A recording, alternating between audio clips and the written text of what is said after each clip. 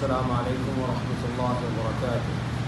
الحمد لله رب العالمين والعاقبة للمتقين ولا عدوان إلا على الظالمين، وأشهد أن لا إله إلا الله وحده لا شريك له، وأشهد أن محمدا عبد الله ورسوله. أما بعد. அன்பார்ந்த சகோதரர்களே, ஜுமாவுடைய ஆரம்பத்தில் இமாம் அவர்கள் அல்லாஹ்வை போற்றி புகழ்ந்து நபி ஸல்லல்லாஹு அலைஹி வஸல்லம் அவர்கள் மீதும் ஸலவாத் கூறிய பிறகு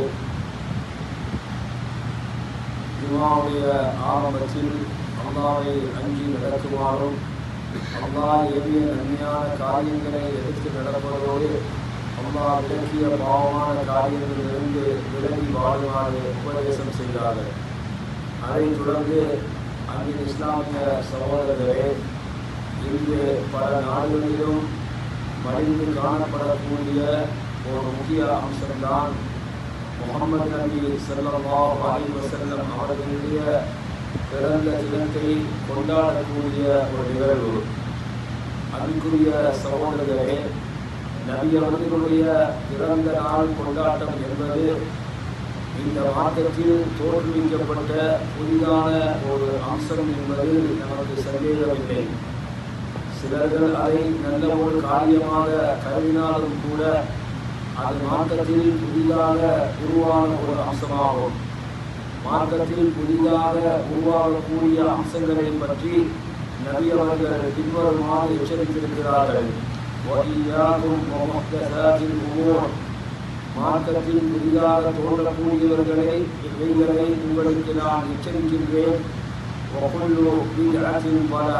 புதிதாக தோன்றக்கூடிய அனைத்துமே வலியதுதான் என்று சொன்னார்கள்.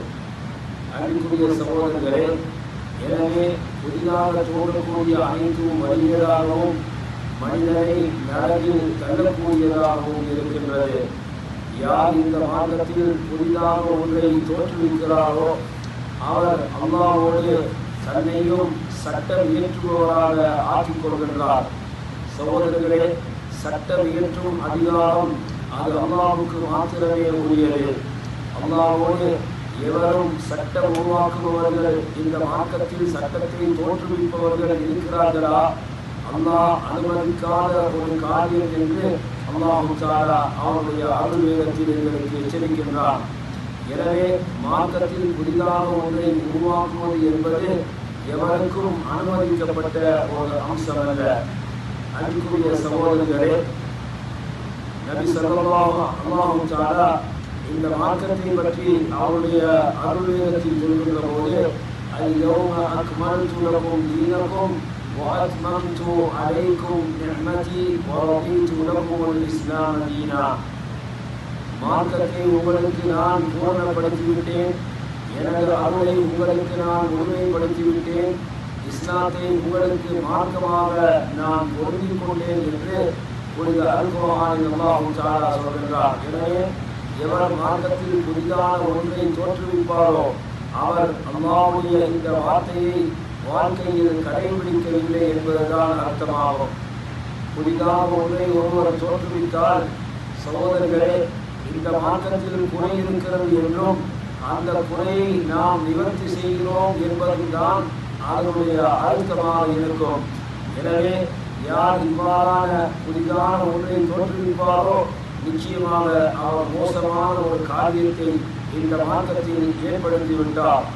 சகோதரர்களே, சில சமயத்தில் யாரும் சொல்லலாம் அல்லது யாரும் கேட்கலாம், நபி அவர்களுடைய இந்த பிறந்த தினத்தை கொண்டாடுவது எப்படி பிதஅத்தாக இருக்க முடியும், எப்படி வழிகேடாக இருக்க முடியும் என்று யாரும் ஆச்சரியமாக கேட்கலாம். சகோதரர்களே, மார்க்க அறிஞர்களுடைய கருத்து என்னவென்றால், இந்த மௌலூதி ஓதுவது என்பது, நபி அவர்களுடைய பிறந்த தினத்தை கொண்டாடுவது என்பது இந்த மார்க்கத்தில் உள்ள அம்சமாக இருந்தால் நிச்சயமாக அல்லாஹ் அது பற்றி அவருடைய அருள் வேதத்தில் சொல்லியிருப்பான். அல்லாஹ் சொல்கிறான், வமா கான ரப்புக நஸியா, உமது இரட்சகன் எதையும் மறந்து விடவில்லை. சகோதரர்களே, குர்ஆனில் சொல்லப்படாவிட்டால் குறைந்தபட்சம் நபி ஸல்லல்லாஹு அலைஹி வஸல்லம் அவர்களுடைய ஹதீஸிலாவது அவர்களுடைய சொல் மூலமோ அல்லது செயல் மூலமோ இது மார்க்கத்தில் ஆர்வப்படுத்தப்பட்ட ஒரு அம்சம் என்பது கூறப்பட்டிருக்கும். வாழ்க்கையில் ஒரு தடவையேனும் நபி ஸல்லல்லாஹு அலைஹி வஸல்லம் அவர்கள் அதை செய்திருப்பார்கள். சுமார் 23 ஆண்டு காலங்கள் நபியாக ஆக்கப்பட்ட பிறகு நபி ஸல்லல்லாஹு அலைஹி வஸல்லம் அவர்கள் வாழ்ந்திருக்கிறார்கள். இந்த 23 காலத்திலும் ஒரு தடவையேனும் அவர்கள் இந்த மீலாது விழாவை கொண்டாடியதாக எந்த செய்தியும் கிடையாது. அதே போன்று அவர்களுடைய சுன்னத்தில் மிகவும் ஆர்வம் கொண்டிருந்த அருமை தோழர்களான சஹாபாக்கள், அதை தொடர்ந்து வந்த தாபீன்கள் யாருமே இப்படி ஒரு காரியத்தை செய்ததாக வரலாற்றில் பதிவு செய்யப்படவில்லை. எனவே சகோதரர்களே, இந்த மார்க்கத்தில் புதிதாக ஒன்றை தோற்றுவிப்பது என்பது நாம் மார்க்கத்தில் இல்லாததை உருவாக்கி மார்க்கத்திற்கு அபகீர்த்தியை உருவாக்கும் செயலாகும்.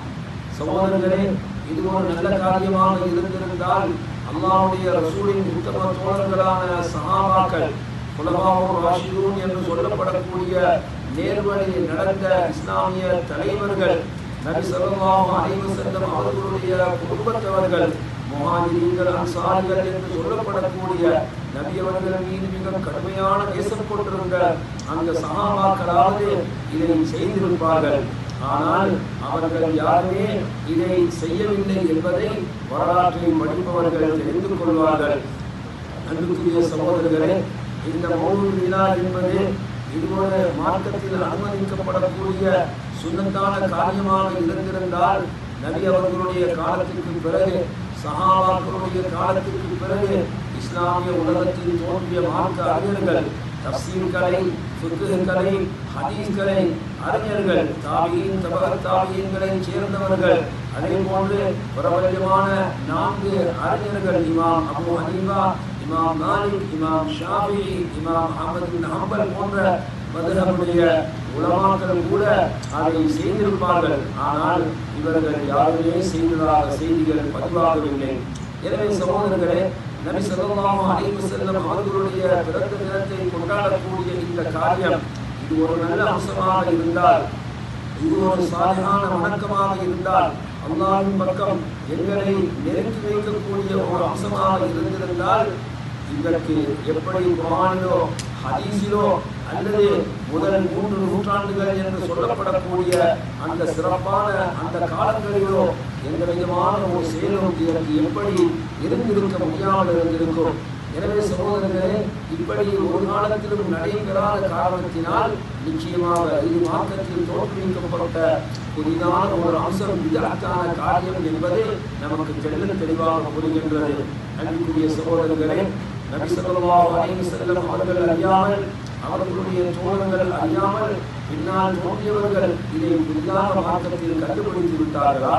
இந்த மௌலூதினுடைய வரலாறை நாம் எடுத்து பார்த்தால் நிச்சயமாக இது 4ஆம் நூற்றாண்டில் தான், அதனுடைய ஆரம்ப பகுதிகளில் தான் தோற்று வைக்கப்பட்டிருக்கிறது.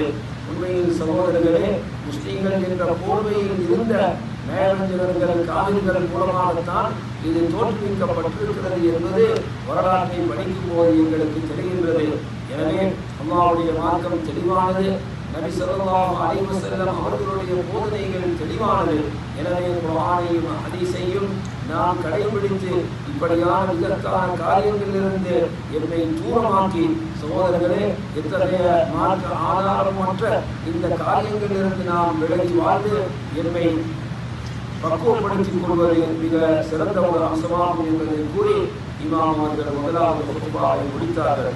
இரண்டாவது குத்பாவிலும் அல்லாஹ்வை போற்றி புகழ்ந்து நபி ஸல்லல்லாஹு அலைஹி வஸல்லம் அவர்கள் மீது ஸலவாத் கூறிய பிறகு, அன்பிற்குரிய சகோதரர்களே, மௌலூத் தினமன்று நாம் ஒன்றும் செய்யவில்லை, நாம் ஒன்று சேர்ந்து நபி அவர்களுடைய வாழ்க்கை வரலாறை நாம் படிக்கிறோம் என்று மாத்திரம் ஒரு சாரார் கூறினாலும் கூட அதுவும் கூட விதத்தான காரியங்களில் உள்ளதாகத்தான் இருக்கும். காரணம், அந்த தினத்தை மாத்திரம் நாம் குறித்து அந்த தினத்தில் இப்படியான ஒரு காரியத்தை நாம் செய்வது என்பது மார்க்கத்தில் புதிதாக தோற்றுவிக்கப்படக்கூடிய அம்சம்தான். இருந்தாலும் இந்த மௌலூத் தினங்களில் எத்தனை ஆச்சாரங்கள் நடைபெறுகிறது என்பதை நாம் பார்க்கிறோம். விதத்தான காரியம் என்பது மாத்திரமல்ல, எத்தனையோ பாவங்கள் கூட அத்தினத்தில் மனிதர்களால் நடைபெறுவதை நாம் பார்க்கிறோம். சகோதரர்களே, நபி ஸல்லல்லாஹு அலைஹி வஸல்லம் அவர்களை புகழ்கிறோம் என்ற பெயரில் நபி அவர்களை அவர்களுடைய அந்தஸ்தையும் தாண்டி நபி அவர்களுக்கு நாம் கொடுக்க வேண்டிய மதிப்பில் நாம் எல்லை மீறி மறைவான ஞானம் இருப்பவர்கள், கஷ்ட நஷ்டங்களை எல்லாம் போக்கி வைப்பவர்கள், பாவங்களை எல்லாம் மன்னிக்க செய்பவர்கள், அழைப்பாளருக்கு பதில் சொல்பவர்கள், இப்படி கேட்பவருக்கு கொடுப்பவர்கள், இப்படியெல்லாம் நாம் வார்த்தைகளை கூறி நபி ஸல்லல்லாஹு அலைஹி வஸல்லம் அவர்களை நாம் அளவு கடந்து புகழ்பவர்களாக இருக்கின்றோம். அன்பிற்குரிய சகோதரர்களே, இந்த வகையில் நபி அவர்களை அளவு கடந்து கூடக்கூடிய மிக முக்கிய ஒரு பாடல் தொகுப்பு தான் பூசரி என்பவர் நாள் இமாம் பூசரி என்று சொல்வார்கள். அவரால் தொகுக்கப்பட்ட குருதா என்று சொல்லப்படக்கூடிய நூல். இதில் நபி அவர்களை புகழ்ந்து பாடியிருக்கின்றார். அதே நேரத்தில் எல்லை கடந்து எத்தனையோ வார்த்தைகளை பயன்படுத்தி இருக்கிறார். சகோதரர்களே, நாம் யார் மீதும் எல்லை கடந்து செயல்படக்கூடாது.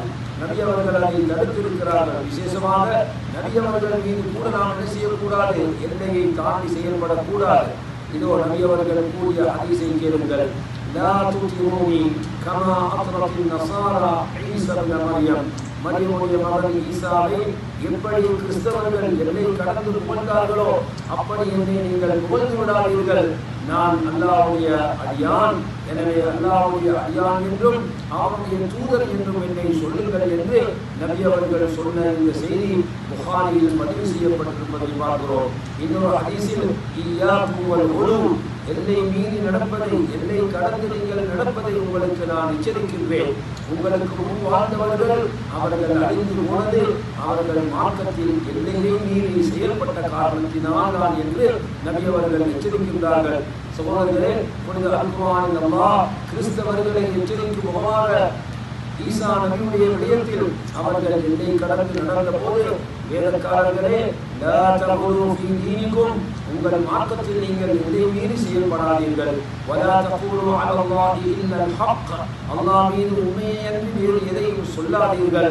இன்னமல் மஸீஹு ஈஸா இப்னு மர்யம் ரசூலுல்லாஹ், மஸீஹ் ஈசா என்பவர் அல்லாஹ்வுடைய ரசூல் தான். வகலிமத்துஹு, அவர் அல்லாஹ்வுடைய வார்த்தையாக இருக்கின்றார். அல்லாஹ் தஆலா மரியமில் அந்த வார்த்தையை போட்டார். இன்னும் அல்லாஹ்வுடைய ரூஹாகவும் அவர் இருக்கிறார் என்று அல்லாஹ் தஆலா ஈசா அலைஹிஸ்ஸலாம் அவர்களுடைய உண்மை நிலவரம் யார் என்பதை சொல்கிறார். அன்பிற்குரிய சகோதரர்களே, மௌலூத் ஓதுபவர்கள் அந்த மௌலூதை ஓதக்கூடிய சில நேரங்களில் அவர்கள் எழும்பி நிற்கின்றார்கள்.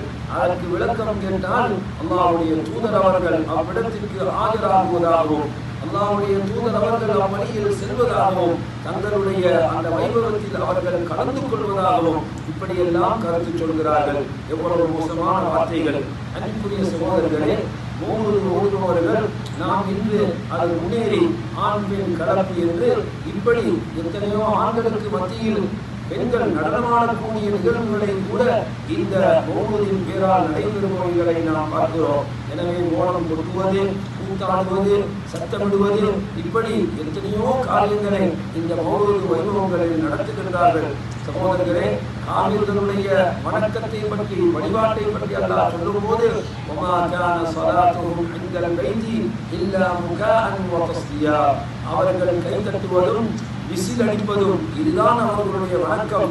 இதைத்தான் அல்லாஹ்வுடைய மாளிகையில் அவர்கள் செய்தார்கள் என்று அல்லாஹ் அவர்களை முறையாக சொல்கின்றார். அன்பிற்குரிய சகோதரர்களே, நான் நபி ஸல்லல்லாஹு அலைஹி வஸல்லம் அவர்களுடைய மௌலூதை ஓதுவதற்கு காரணம் நபி அவர்கள் மீது நாம் கொண்ட நேசம்தான் என்று கூறுவது அது ஏற்றுக்கொள்ளத்தக்க ஒரு அம்சம் அல்ல. உண்மையில் நபி அவர்கள் மீது நேசம் கொண்டவராக இருந்தால் நபி அவர்களுடைய சொல்லுக்கு நாம் கட்டுப்பட வேண்டும். எதை தடுத்தார்களோ அதை நாம் விலகி வாழ வேண்டும். இதோ அல்-குர்ஆனில் அல்லாஹ் கூறுகின்றார், குல் நபியே சொல்லுங்கள், இன் குன்தும் துஹிப்பூன அல்லாஹ், நீங்கள் அல்லாஹ்வை நேசிப்பவர்களாக இருந்தால் ஃபத்தபிஊனி, என்னை பின்பற்றுங்கள், யுஹ்பிபுகுமுல்லாஹ், அல்லாஹ் உங்களை நேசிப்பான், வயக்ஃபிர் லக்கும் துனூபக்கும், உங்கள் பாவங்களை மன்னிப்பான் என்று அல்லாஹ் தஆலா எங்களுக்கு செய்தி சொல்கின்றார். சகோதரர்களே, மௌலூத் கொண்டாட்டம் என்பது மார்க்கத்தில் எங்களுக்கு அனுமதிக்கப்படாத ஒரு அம்சம். மார்க்கத்தினுடைய எந்த ஒரு ஆதாரமும் அதில் இல்லை. எனவே நபி ஸல்லல்லாஹு அலைஹி வஸல்லம் அவர்களுடைய நேசத்திற்கு அது அடையாளமாக இருக்க முடியாது. அல்லாஹ்வுடைய நேசம் என்பது அல்லாஹ்வுடைய ரசூலுடைய நேசம் என்பது ரசூல் காட்டிய வழிமுறையில் தான் இருக்க வேண்டும். அது அவர்களுக்கு வழிபடுவதும் அவர்கள் தடுத்ததை நாம் விலகி வாழ்வதும் தான். நபி ஸல்லல்லாஹு அலைஹி வஸல்லம் அவர்களுடைய வாழ்க்கை வரலாறை படிப்பதாக இருந்தால் சகோதரர்களே, அதற்கு என்றும் ஒரு குறிப்பிட்ட காலத்தில் வருடத்தில் சில நாட்களை மாத்திரம் நாம் ஒதுக்குவது என்பது அல்ல. நபி அவர்களுடைய வாழ்க்கை எல்லா காலத்திலும் படிக்கப்பட வேண்டியது. எனவே மௌலூத் வைபவத்தில் தான் நபி அவர்களுடைய வாழ்க்கை வரலாறு சொல்லப்பட வேண்டும் என்பது இல்லை. நபி அவர்களுடைய வாழ்க்கை வரலாறு எல்லா காலத்திலும் மனிதர்களுக்கு மத்தியில் பேசப்பட வேண்டிய வரலாறு. விசேடமாக நபி அவர்கள் இறை தூதராக அனுப்பப்பட்ட பிறகு அவர்கள் வாழ்ந்த வாழ்க்கை, அவர்களுடைய சுன்னத்து யாது என்பதை எல்லாம் நாம் படிப்பது இது எல்லா காலத்திலும் நாம் செய்ய வேண்டிய ஒரு அம்சமாக இருக்கின்றது. அல்லாஹ் தஆலா நபியை பற்றி லகத் கான லகும் ஃபீ ரசூலில்லாஹ், அல்லாஹ்வுடைய ரசூலுடைய வாழ்க்கையில் உஸ்வத்துன் ஹஸனா, அழகிய முன்மாதிரி உங்களுக்கு இருக்கிறது என்று சொல்கின்றார். யாரெல்லாம் அல்லாஹ்வையும் மறுமையையும் ஆதரவு கொள்பவர்களாக இருக்கின்றார்களோ அவர்களுக்கு அல்லாஹ் தஆலா நபியுடைய வாழ்க்கையில் முன்மாதிரியை வைத்திருக்கிறான் என்பதை கூறி இமாம் அவர்கள் இரண்டாவது குத்பாவை முடித்தார்கள். குத்பாவுடைய இறுதியில் மூமின்கள் முஸ்லிம்களுக்காக பிரார்த்தனை செய்யப்பட்டு முடிவுற்றது. வஆஹிரு தஅவானா அனில் ஹம்துலில்லாஹி ரப்பில் ஆலமீன்.